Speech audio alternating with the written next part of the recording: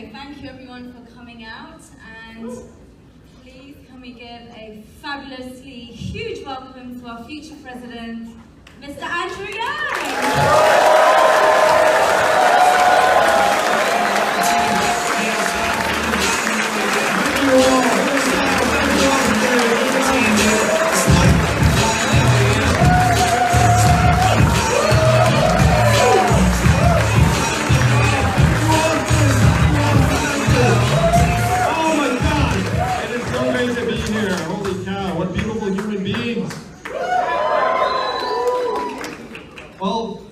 So first I want to thank Nami, Robin, Omar, and the incredible people that planned this event. Let's give them a round of applause. Thank you. Literally, we would not be here if not for Nami told us, like, hey, we're going to be in Austin, let's have an event. And I was not that cool when that conversation happened. You know what I mean? I was not this cool. And so we said, yeah, let's do it, let's plant a flag. And then, Nami had a vision and it came true. So really, hats off to her. That's how this campaign has grown over the last number of days and weeks. Oh my gosh, this campaign is on fire. You probably know I'm a numbers guy, so I can stare at the dashboard and everything is just going straight up to the right. You know what I mean? We're gonna shock the world. When the results come out in March, where we are as a campaign, we're gonna be whipping a lot of the other political candidates and everyone will be like, who the hell is that guy? And we know who I am, we know who we are. So, yeah. So I'm going to actually, I'm going to have to ask you this question. How many of you seen a video of a stump speech I've given? Something along those lines. Most of you have not. All right. So I'm going to tell a little bit about how I'm here and the main ideas of this campaign. I am not a politician, which you all have figured out. I'm an entrepreneur, I'm a problem solver, I'm a guy who likes to dig into information. And the question I asked myself was a question that the country has been grappling with the last 2+ years, which is why the heck did Donald Trump win the election in 2016? Now really, you have to think about that. It's like that man, like our country got so desperate, we elected a narcissist reality TV star to be our president. Like, and so you dig into that, and so I started looking into the numbers, and the numbers were really clear. The reason why Donald Trump is our president today, and the mainstream media would tell you a few things. What did they tell you? Facebook, racism, Russia, the FBI, like all of which was there, all of which played a part, but there's one relationship in the numbers that's clear as day. There's one relationship where if you go into the voting district data and you see the correlation, the more industrial robots were adopted in a district over the last 15 years, the more that district went to Donald Trump. The reason why he's our president today is that we automated away 4 million manufacturing jobs in Michigan, Ohio, Pennsylvania, Wisconsin, Missouri, Iowa. And do those states sound familiar? Because those are all the states that Donald Trump needed to win and did win. And now, how many of you all work in technology or have friends who work in technology? At least some of you. So if you have your hand up, you know, a lot of techies here in this room. I get techies every time. My friends who work in technology know that what we did to the manufacturing workers, we're now going to do to the retail workers, the call center workers, the truck drivers, the fast food workers, and on and on. We're in the third inning of the greatest economic and technological transformation in the history of the country. And the third inning has brought us Donald Trump. Think about this. The first inning was the deregulation of financial services. The second inning was the decimation of manufacturing employment. The third inning, which we're in the midst of right now, is the obsolescence and phasing out of brick and mortar retail. How many of you have noticed stores closing where you live? And why are those stores closing? Amazon, that's right. It's a one-word answer. 30% of American malls and stores are going to close in the next 4 years. And you all want to guess what the #1 job is in the US? Retail, that's right. The average retail worker is a 39-year-old woman making between $11 and $12 an hour. So what's her next move going to be when the stores and malls close their doors? That's a rhetorical question. I'll take it.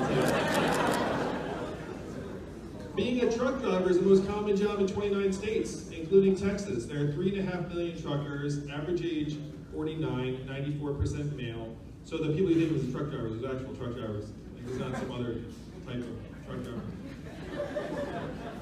Now, my friends in Silicon Valley are working on trucks that can drive themselves. And why are they working so hard on that? Because that's where the money is. $168 billion in saved labor savings, fuel efficiency, equipment utilization, fewer accidents. $168 billion a year. That's why you have hundreds, thousands of engineers working on. How many of you guys have friends who are working on self-driving cars and trucks? Some of you might. So our friends are working on that because that's where all the economic incentives are. And what's that going to mean for the 3.5 million truck drivers around the country and the 5 million Americans who work in truck stops, motels, and diners that rely on the trucker stop every day? They need to vote yay. Yeah, I'm actually getting the truck driver. So these are the facts of today. These are the true challenges. Donald Trump is a symptom. He's not the disease. The disease is that we have pushed our economy to a point where human labor is less and less central and more Americans are struggling. So that is the message that we need to bring to the rest of the country. It is not immigrants that are causing these economic problems. It is technology and the fact that our economy is evolving in this way. So I came to these conclusions and I brought them to my friends in DC. I said, hey guys, Donald Trump's our president. This is why. What are we going to do? And what do you think people in DC said to me when I came to them and asked them that question? I won't. The three answers I got were: 1, we cannot talk about that. 2, we should study that. And 3, the most popular was: we must educate and retrain Americans for the jobs of the future. Very reasonable, very professional. So then I said, guys, I looked at the numbers. You all want to guess how effective government-funded retraining programs are? Totally ineffective. It's 0 to 15%. And so I said, guys, look, I looked at what happened to the manufacturing workers in Michigan and Ohio. 40 to 44% of them left the workforce and never worked again. And then of that group, half filed for disability. And then you saw a surge in suicides and drug overdoses to a point where now our country's life expectancy has declined for the last 3 years. Almost unheard of in a developed country. The last time our life expectancy declined for 3 years was the Spanish flu of 1918. We are in Spanish flu territory. And people are wondering how Donald Trump won. So when this is what I got from Washington, D.C., I had to reckon with this. I was like, oh my gosh, is Washington, D.C. so far back? Are they so back where they're not even going to address the greatest challenge of our time, much less propose meaningful solutions? Yeah, that's where they are. That's really where they are. So what they said to me, and this guy's I had a colleague in the room with me, and I thank God for it because people think I was making this shit up. This guy in Washington, D.C. said, Andrew, you're in the wrong place. We will never do anything about anything you're talking about. Because this is not a town of leaders, this is a town of followers. And in order for anyone here to do anything about these problems, you would need to create a wave in other parts of the country and bring it crashing down on our heads in Washington, D.C. And I heard this guy and I was like, oh my gosh, challenge accepted.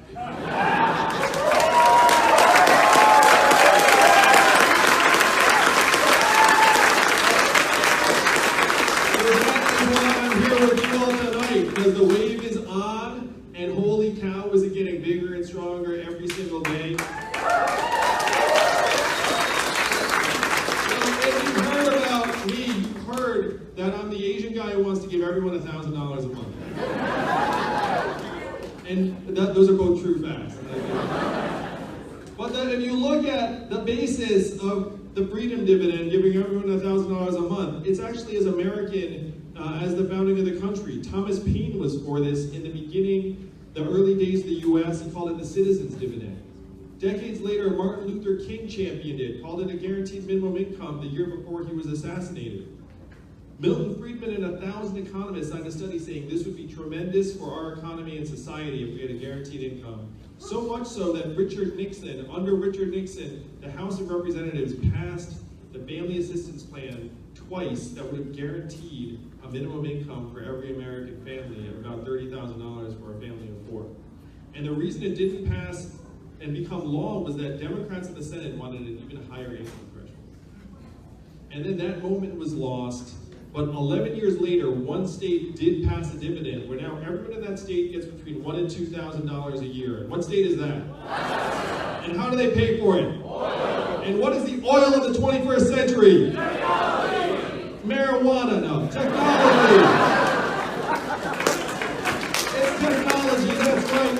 What we do for Alaska with oil money, we can do for everyone here and everyone around the country with technology money. How many of you saw the headlines? How much did Amazon pay in taxes in 2018? Zero. How much did Netflix pay in taxes in 2018? Zero. How much did you all pay in taxes in 2018? More than zero, that's right. And I'm going to say, this is not Amazon's fault. They're high-fiving each other saying like, oh, another year, zero taxes. Nicely done, guys. But it's not their fault, it's our fault. How the heck do we have a system that lets them just like celebrate paying zero taxes every freaking year? And that's what I'm going to change as president. I'm going to get that money and bring it back to the people of this country. In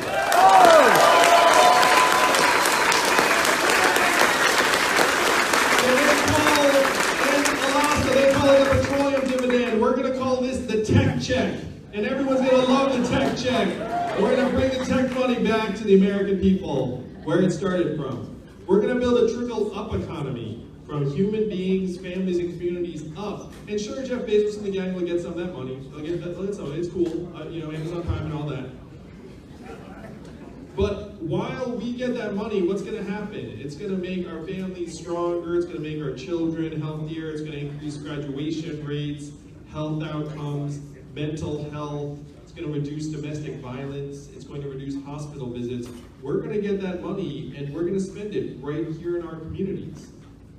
A little bit of it's going to float up, but what are we going to spend the money on? Anyone want to shout out what they'd spend $1,000 a month on?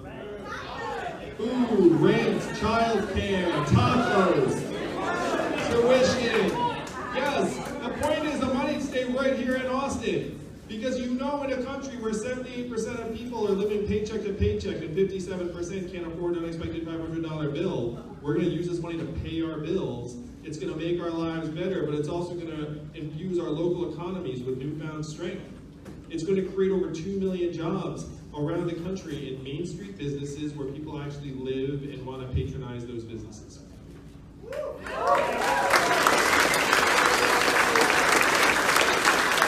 So this is the plan, the Freedom Dividend, and it is sweeping the country.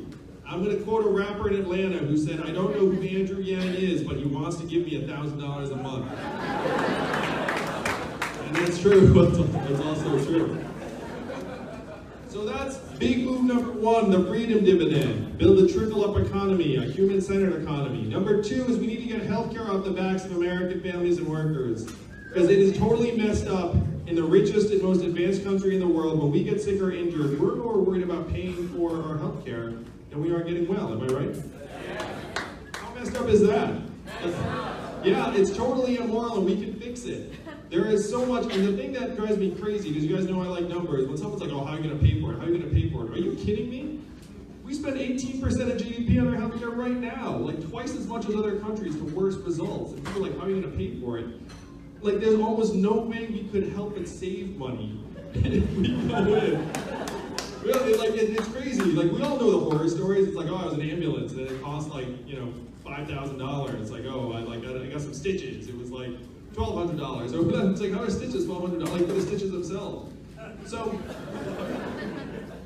So we know there's like incredible waste and excess in that system, and we can get the access up and the cost down very, very quickly. So I'm for Medicare for all. Let's get health care off the backs of American people and workers.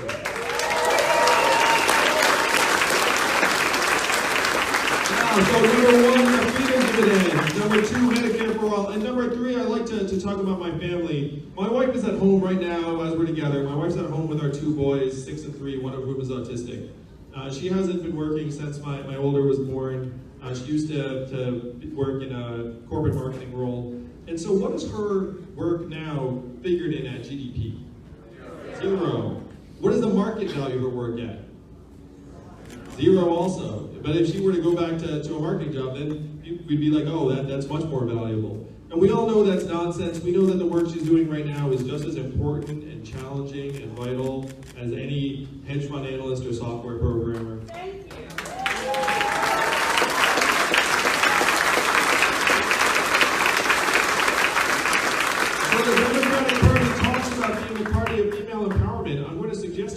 nothing better we could do to empower women than put $1,000 a month into their hands every month.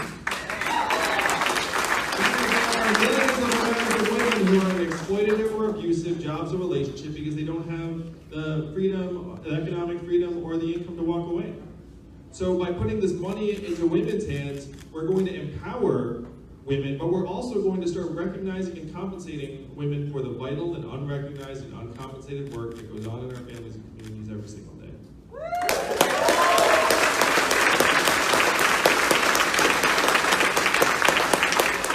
And so the key there is to think of ourselves not just as cogs in this giant machine of capital efficiency, and thinking of ourselves as somehow, how many of you all wake up excited about GDP every morning? Like, oh, I'm going to make a big contribution today. You know, none of us cares, but what do we care about? We care about how clean our air and water are, how our average income and affordability is, whether we can actually afford a decent life, our mental health and freedom from substance abuse, how our kids are doing, how much we enjoy our work. These are things we actually have measurements for. The inventor of GDP, almost 100 years ago, we invented during the Great Depression. Things were going to heck, and then everyone's like, we need a number. And he was like, I got a number, it's GDP. But he said a few things when he produced the number. He said, number one, this is a terrible measurement for national well-being, and we should never use it as that.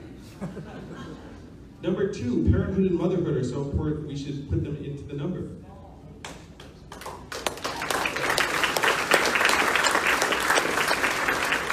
And number three, we should not include military defense spending because it actually adds no economic value.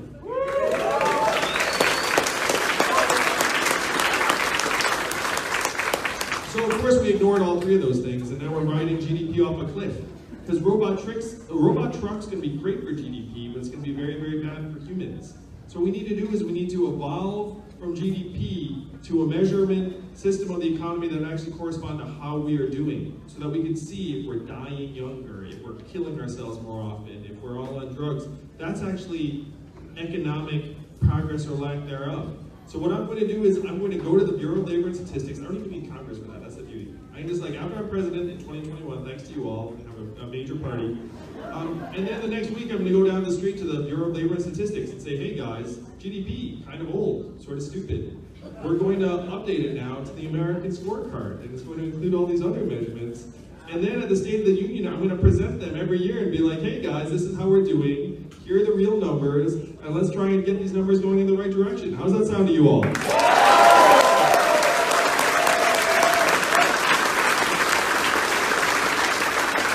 I the only one who finds the current state of the unions unwatchable? Like, what the heck is going on? You know, it's like, oh my gosh, like, is this what we've been reduced to? These, like, bizarre theater performances? Anyway. Don't get me started. So the big three, the Freedom Dividend, Medicare for All, and the New American Scorecard to actually make our economy more human and tell us how we're doing. Now, I've got 72 other policies on the website at yang2020.com, everything from paying NCAA athletes to having a psychologist in the White House, because you really need one of those in there, to reducing student loan debt and getting the price of college way down. That stuff is really immoral. The fact that we've loaded up young people with $1.5 trillion of school loans and somehow blamed it on them, what the heck is that about? It's not like young people made college 2.5 times more expensive. That had nothing to do with you all. So why is college 2.5 times more expensive? Administrative costs, that's right. They've increased the number of administrators per student 150%, and then shocker, the prices went up like 250%. So what we need to do is we need to say to these colleges, like, hey guys, why do we need all these administrators? Sort of seems excessive. And they'll be like, oh, we need every single one. And then you'll be like, well, how do you like these federal loans that you guys really seem to depend on? Maybe if you want federal loans, you have to bring that ratio down. They'll be like, oh, it's impossible. Like, I think you'll figure it out. It's like, what's the rules in? During that time, that's not enough for those of you who are struggling with student loan debt. I would forgive a lot of that student loan debt because it makes no sense. You all should be buying homes, starting families, starting businesses, and living your life. I used to have $100,000 in school debt myself. I used to call it my mistress. And I was like writing a check to like a family in another town, being like, I hope you're having a good life over there. And pound Sally Mae. So I get it. It's this immoral burden crushing the next generation. And why? For what purpose? It's no purpose at all. The school got paid years ago. It's just a financial arrangement that we can redo as a society, and that's what I'm going to do as president for you all. For everyone else.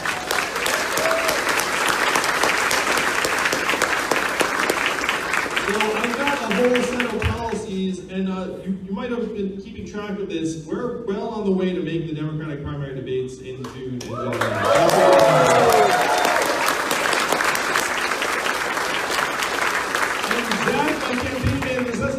He was like, man, if we make the debates, that alone might be the greatest feat of political entrepreneurship in American history.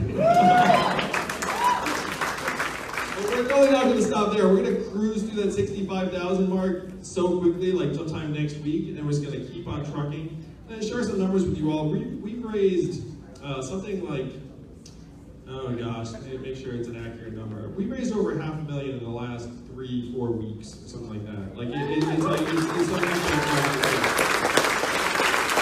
annualized, we're trucking towards something like $8 million a year, and the amount goes up every single day. It's the number of donors. The average donation is about constant. You guys, it's always around $16, which I appreciate a great deal. but it's not about the amount; it's about the number. It's about the number of donors. How many of you told someone about the campaign who's not here tonight? Well, thank you for that. Let's give them a round of applause. And if you did it, you can rise your hand and roll it up. But that is what it's going to take, because I want you all to really think about what that guy in DC said. That we have to fight for our own future. No one's going to do it for us. There are two ways to approach things in entrepreneurship, and I've been a serial entrepreneur now for 20 years. Number one is someone else will take care of it. And number two is we're going to have to take care of it.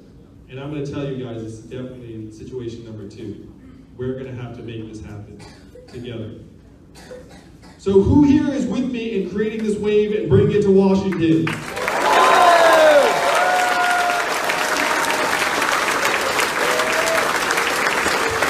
Yes!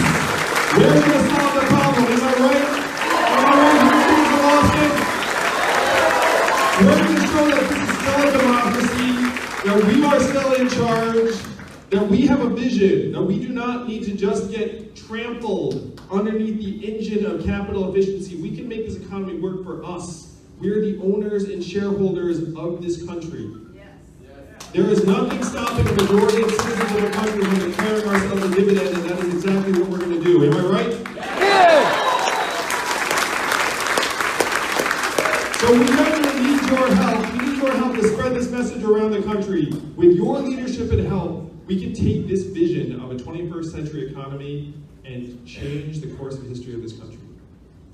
With your leadership, we can actually build an economy that revolves around us, the true owners of this society. And with your help, we can reverse the trends of the last number of years and reverse this disaster of a presidency, because the opposite of Donald Trump is an Asian man who likes math. Thank you. You're the best. We're going to make this together, and I cannot wait. I cannot wait. Thank you all so much.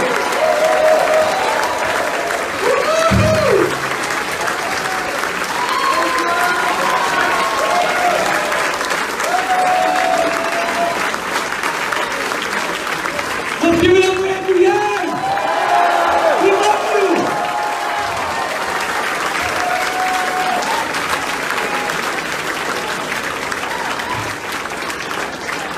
So quickly, guys, my name is Zach. I'm the campaign manager with Andrew. I'm here to thank you. I appreciate that. Hello, great. I'm here to take this home. So very quickly, we're signing a ban, all right?